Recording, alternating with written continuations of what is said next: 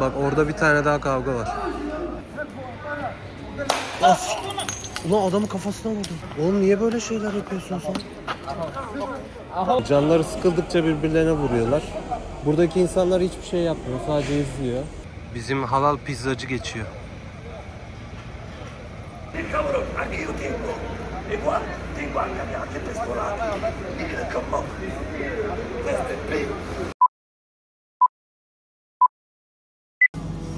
Arkadaşlar size tek tek böyle market fiyatlarını göstermeyeceğim. Sadece bir fikir olsun diye böyle bazı fiyatları gösteriyorum. Buraya her gün geliyorum. Buradan kahvaltılıklar alıyorum. Gördüğünüz gibi fiyatlar burada Almanya'dan çok daha iyi. İsviçre'den tabii ki çok daha iyi. Gördüğünüz gibi İtalyanlar bayağı ucuza yaşıyorlar. Burada somon balıkları var. Ben mesela bugün kahvaltıda bunlardan aldım. Somon balığı bu. Altındaki de salata. Şu salatadan aldım. Salata 65 cent. Rus salatası var yine 65 cent. Ve işte bu sandviçlerden alırsanız 2 euro, 1.59 euroya somon balıklısı var. Şurada domuzlusu var 1.49'a. İçinde işte bacon var. İtalyanların kazançlarını düşünürseniz harcadıkları bu paralar gerçekten alım güçlerinin çok yüksek olduğunu gösteriyor bize. Yani mesela Yunanistan'dan ithal gelen şeyler bile çok düşük. Yani mesela bu tzatziki bizim cacığa benzer tadı.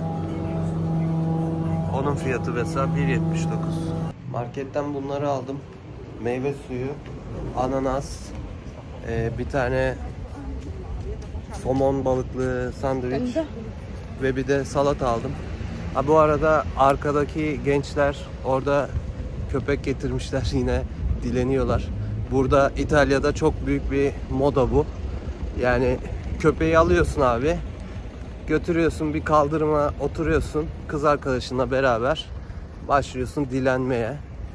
Burada işte nedense böyle bir duygu sömürüsü yapıyorlar. Bir de tam ben böyle oraya yaklaşırken kız beni fark edip köpeği sevmeye başlıyor. Hani böyle bak ben köpeğimi seviyorum, çok iyi davranıyorum köpeğime. Ondan sonra da işte para vermemi bekliyorlar. Genelde bunu gençler yapıyor. Buradaki bazı evsizlerin de böyle yaptığını gördüm.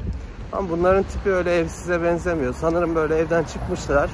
Demişler ki bugün gidelim şöyle bir kaldırıma oturalım. Bir 20, 30, 40 euro neyse artık yaparız diye. Gelmişler buraya Lidl'ın önüne oturmuşlar.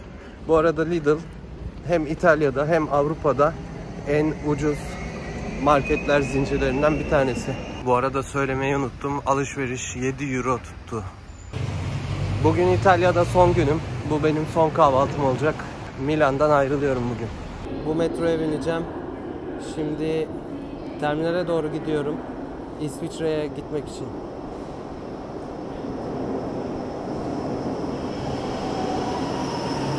Metro 2'den indim. Metro 1'e doğru gidiyorum. Metro 1'de Maggio diye bir yere götürecek beni. Ama oraya gelmeden şurası. Tamam, terminale direkt bununla gideceğim artık. Evet, QT8 isimli durağa gidiyorum. QT8. O da burada. Ben buradayım. Buradan şu trene bineceğim. QT8'de ineceğim. Evet, trenim geldi. Terminale doğru yürüyorum. Buraya ilk geldiğimde de buralarda yol yürümüştüm. Terminalden ilk kaldığım hostele yürümüştüm. Hatırlarsanız o bölümü izlediyseniz İtalya'ya ilk geldiğimde iğrenç bir hostelde kalmıştım. Hayatımda kaldığım en kötü hosteldi. Mülteci kampı gibiydi. Herkes erkek ve herkes Orta Doğu ve Afrika ülkelerinden gelmişti. Buralar hiç değişmemiş. Yine yürüdükçe karşıma sadece travesti ve mülteciler çıkıyor abi. Yolda sadece karşıma çıkan iki tip insan bunlar. Buralar çok ıssız. Acayip bir yer burası. Herhalde Milan'ın en böyle varoş yeri olabilir burası. Geldiğimiz trende bir tane mülteci yatmış böyle. Ayaklarını uzatmış koltuğa. Hani şimdi yasa dışı bir şey değil. Kalkıp da bir şey diyemezsin. Kardeşim bu yaptığın kanunlara aykırı diyemezsin. Kanunlara aykırı değilse her şeyi yaparım o zaman diyor. Her şeyi yaparım. Hiçbir şey diyemem. Bu benim hakkım diyor. Ben buraya ayağımı uzatırım diyor. Ya tamam, tabii ki uzatırsın. Hakkındır. Kanunlara da aykırı değil ama ayıp ya abi. Yani bir de toplum kuralları diye bir şey var. Bir de karşında hanımefendiler var, ne bileyim yaşlılar var, bilmem ne. Yani yaptığın şey ayıp. Sana hiç mi öğretilmedi geldiğin ülkede, yani aile kuralları, toplum kuralları, hiçbir şey öğretilmedi mi ya? Çok enteresan ya. Yani adamların ülkesini söylemiyorum. Zaten bilmiyorum da ülkesini, ama Orta Doğulular ve geldikleri ülkede muhtemelen çok böyle hep kaba kuvvet görmüşler. Her şey kaba kuvvetli olmuş. Yani gücü yetene şeklinde büyümüşler. O yüzden de burada kaba kuvvet görmedikleri için burada herkes bunlara ya ne yaparsa yapsın, ne hali varsa görsün tarzında böyle umursamaz bir şekilde takıldığı için burada adamlar artık her şeyi yapıyor. Yani bu kanuna aykırı mı? Değil. Tamam, bunu da yapayım lan. İtalya'ya ilk geldiğimde buraya geldim. Ve ayrılırken yine buradan ayrılıyorum. Lampugnano. Burnuma buram çiş kokusu geliyor. Şu kapıdan zaten çıktığım zaman orası bir anlamda Şam, Bağdat, Beyrut gibi. Hiç farkı yok. Direkt full Orta Doğu abi. Full. Birazcık da Afrikalılar var.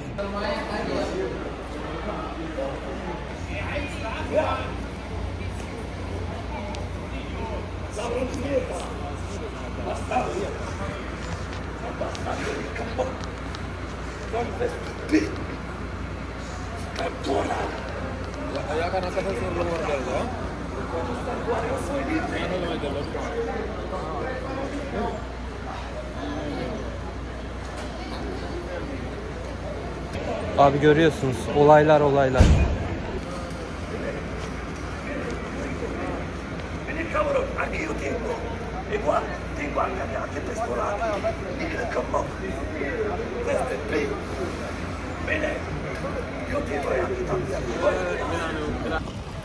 Sanırım benim otobüs geldi. BlaBlaCar'ın otobüsü bu. Ben buna bilet aldım. Lozan'a gidiyorum. Bakıyorum, Bordeaux falan yazıyor, Lyon yazıyor. Herhalde bu. Bu değilmiş, bundan bir sonraki otobüsmüş. O otobüs gelene kadar aksiyonlara devam. Burada birazcık kavga seyrederim. Ha? Galiba o adamı arıyor. Polis geldi. İtalyan polisi geldi. Bu arada adamın birisi bisikletle buradan geçerken helal pizza satıyordu. Helal pizza diye dolaşıyor. Bu işte helal pizza satan bu.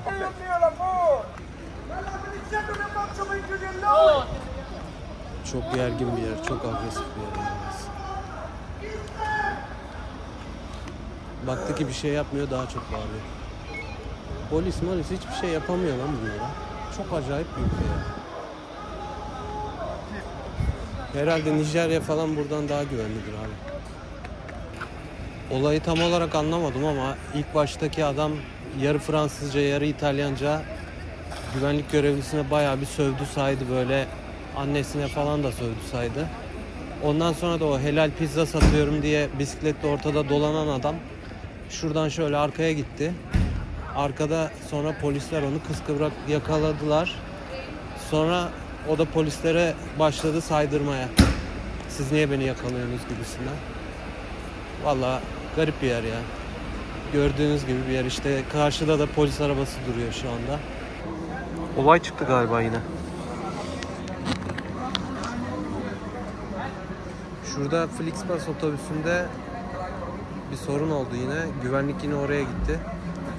İnsanlar bekliyor, hala binemediler otobüse. Ben hala otobüsümü bekliyorum bu arada. Bizim otobüs de hala gelmedi. Flixbus'lar geliyor. BlaBlaCar otobüsü hala yok piyasada. Nasıl ama sokaklar, etraf böyle çöp dolu.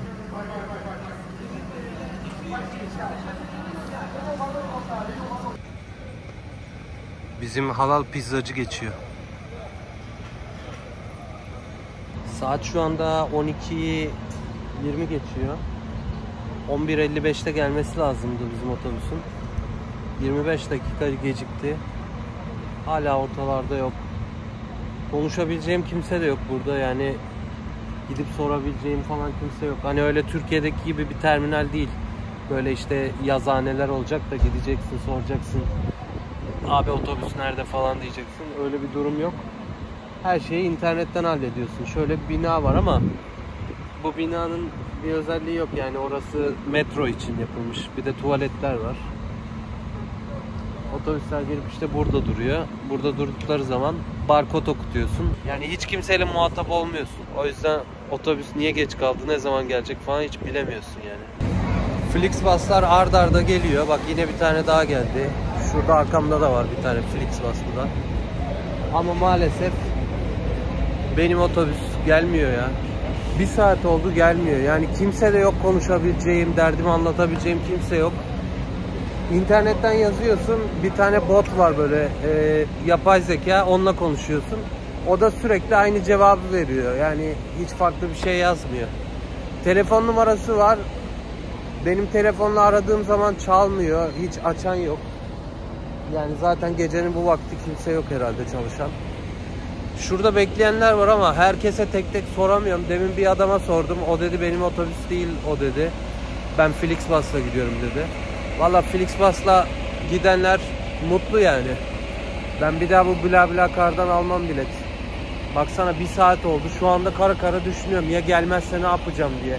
Sabaha kadar burada mı duracağım? Sabah ne yapacağım ondan sonra bilmiyorum.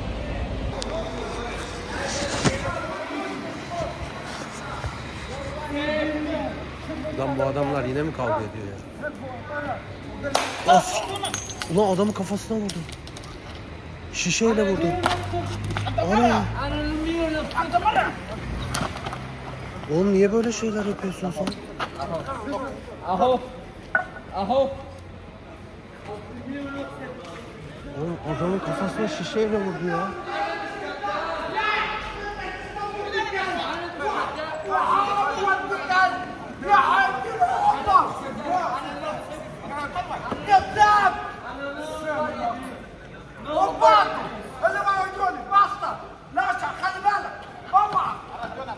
Bunlar hakikaten hasta ya. Hepsi hasta.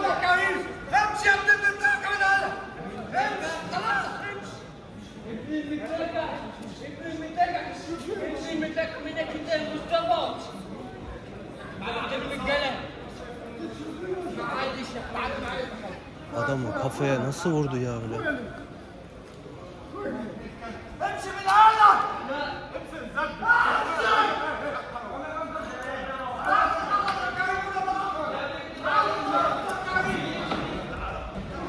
Başka otobüs geldi, bu da Flixbus.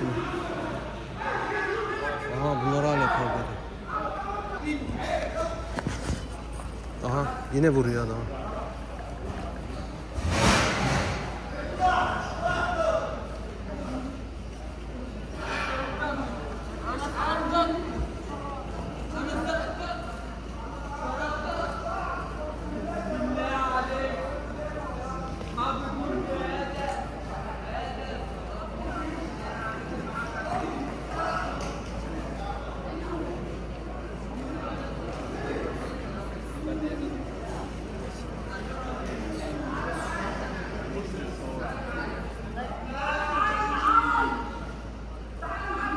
Arapça bir şeyler diyorlar ama anlamıyorum hiçbir şey. Bak orada bir tane daha kavga var. Adamın kafa gitti ya. Arkadan bam diye vurdu şişeye.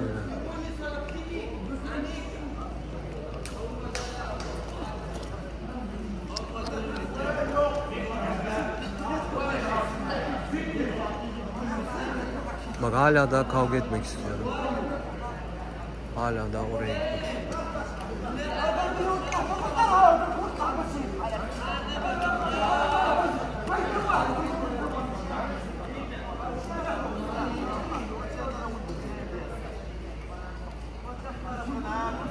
Ve hiç güvenlik de yok artık. Saat bayağı geç oldu. Saat 1'i geçiyor artık. Benim otobüs 11.55'te gelecekti. Vallahi ben çok pişmanım bu otobüse bilet aldığıma. Geldiğim yere bak ya. Acayip yer. Ha, kavga edecek mi ya?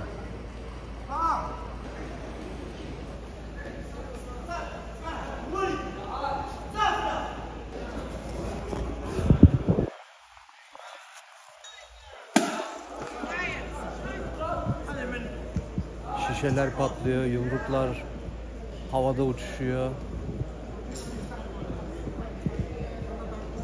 Ben o kadar bak Asya gezdim, hiç böyle bir olaya rast gelmedim Asya'da. Ya Avrupa gerçekten acayip ya, bitmiş ya, bitmiş. Nasıl bir Avrupa burası? Medeniyetin başkenti. Çok kötü lan burası.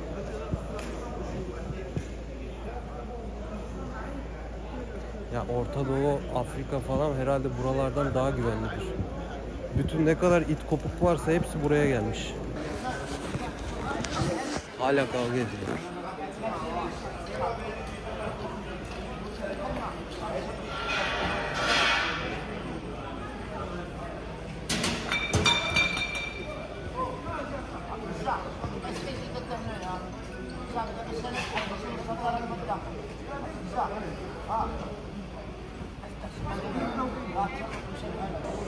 Dingo'nun ağrı ya burası.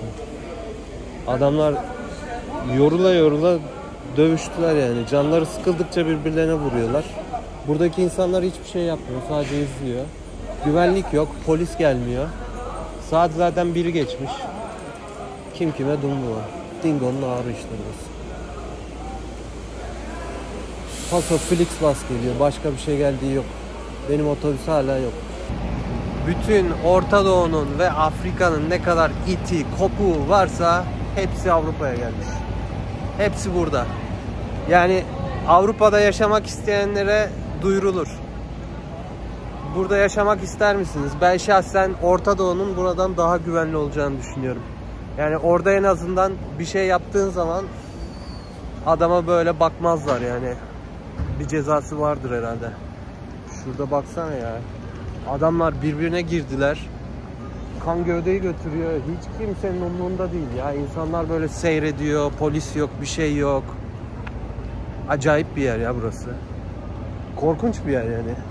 Hani burada bir de çocuk büyüttüğünü falan düşün. Aile baktığını düşün. Yani büyük konuşmayayım ama yani Avrupa'da yaşayamazdım herhalde ben ya. Çok güvensiz bir yer. İnsanlar birbirlerine karşı sevgisiz. Ya geldiğimden beri normal insan çok az gördüm. Yani hep psikopatlar var ya burada. Hani sadece İtalya değil, Almanya'da öyle, İsviçre'de de yani böyle bana pek şirin bir şekilde bakmıyorlardı yani. O esmer bu adam falan tarzında böyle bir ırkçı bir bakış hissediyordum orada da. Ortalık biraz yatıştı galiba. O üstü çıplak olan adam hala orada duruyor yani. Arkada. Hala daha konuşuyorlar. Ya canları sıkılıyor, böyle kavga etmek istiyorlar sürekli. Hem belalı tip var hem kavga var burada. Yani fiziksel şiddete kadar her şey var abi burada. Burası tam aksiyonun merkezi.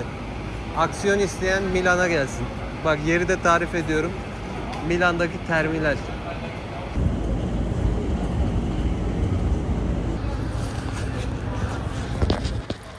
Adamlar hala orada. Adamın hiçbir şeyden korkusu yok yani, gitmiyor. Hala üstü çıplak olan adam hala orada. O kadar şişe kırdı falan, hiç umurunda değil. Kimsenin de gelip adama bir şey dediği yok. O da gitmiyor yani. Korkmuyor yani kimsenin. Bakın burası aileler bölümü anladığım kadarıyla. İlerisi de eşkıyalar bölümü. Bak şimdi 2 tane daha eşkıya gidiyor oraya doğru. Eşkıyalık yapmaya gidiyorlar.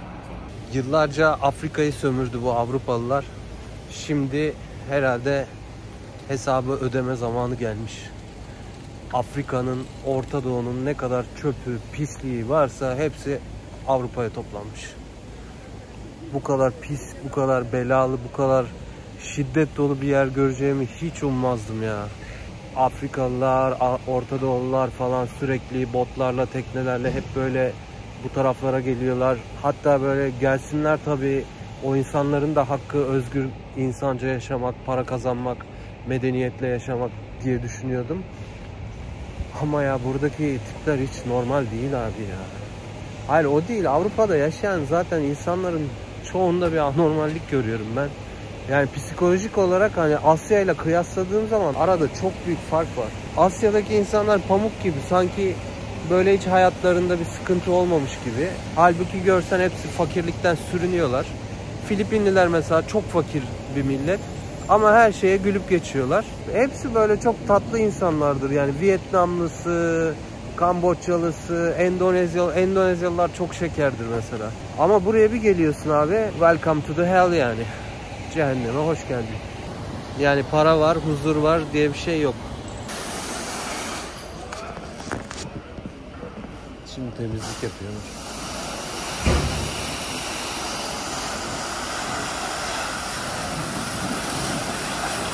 Şu adamlar polis mi değil mi anlayamadım ama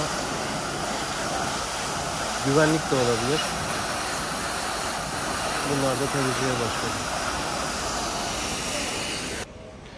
Ben artık otobüsten umudu kesiyorum yavaş yavaş. 2 saattir burada bekliyorum. Otobüs gelmedi diye online bir form dolduracağım. Parayı verirler mi vermezler mi bilmiyorum.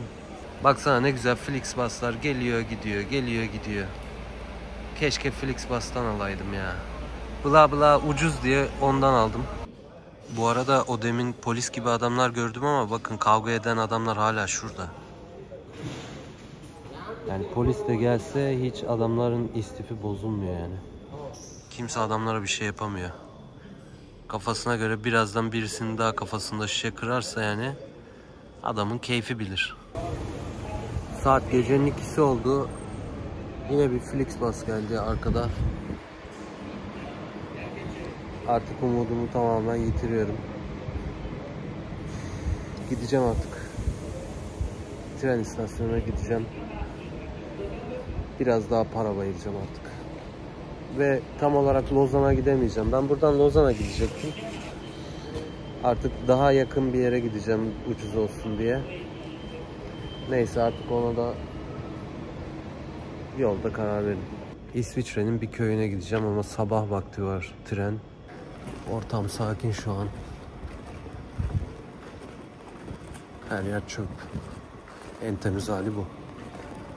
Daha yeni temizlendi burası.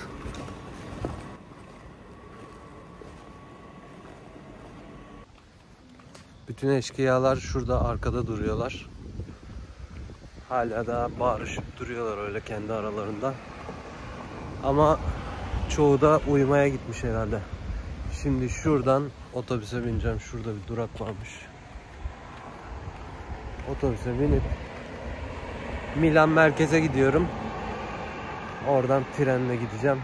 Sabaha kadar artık oturacağım. Ne yapayım, ben de bilgisayarı çıkarır birazcık işlerime bakarım. Uykum da var. Hiç iyi olmadı ya böyle. Ne yapalım artık. Lanet olsun BlaBlaCar. Bir daha senden bilet almayacağım. Yazıklar olsun be. Lan insan bir bilgi verir ya müşterisine. Der ki otobüsünüz gelmeyecekler. Boşuna beklemeyin. Gidin evinize yatın der.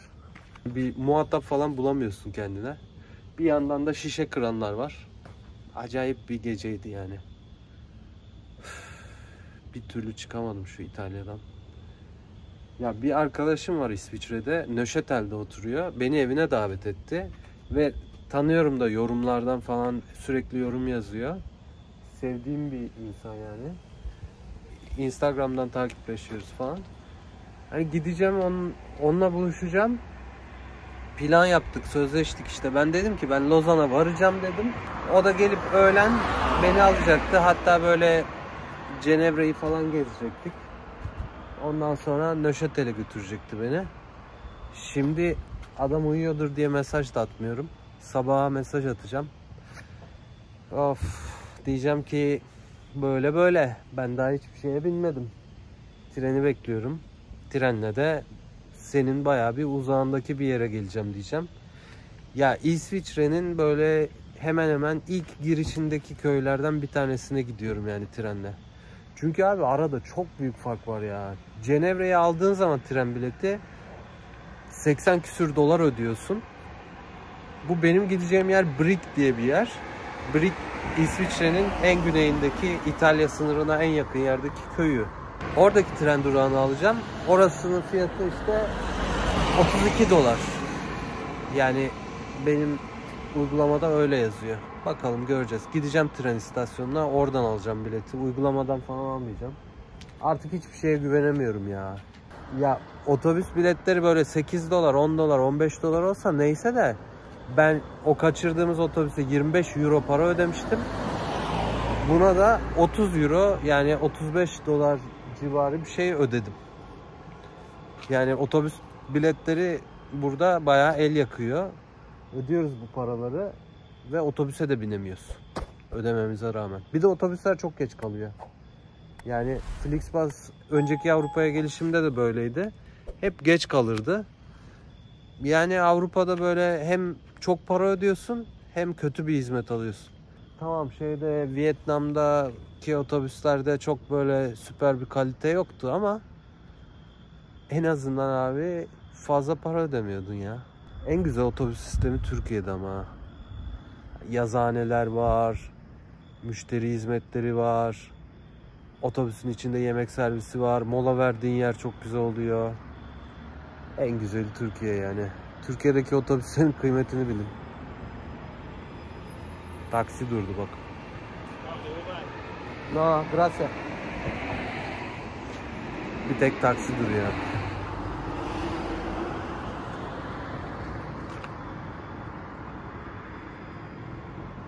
Otobüs de gelir mi gelmez mi bu saatte bilmiyorum. Google Map'te geleceği yazıyor ama.